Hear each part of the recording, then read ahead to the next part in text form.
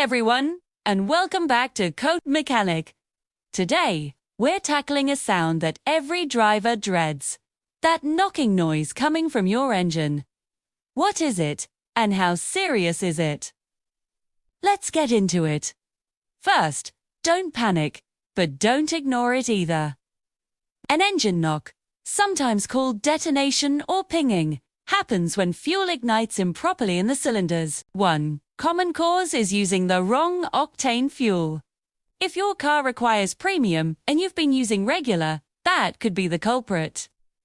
Another possible cause is carbon buildup on the cylinder walls, which can create hot spots. Worn-out spark plugs or a faulty knock sensor can also lead to this problem.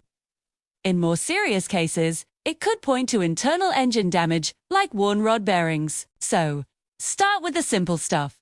Check your fuel type and maybe try a fuel system cleaner. If the noise persists, get it checked by a pro. Thanks for watching. Don't forget to like and subscribe for more car tips. Drive safe.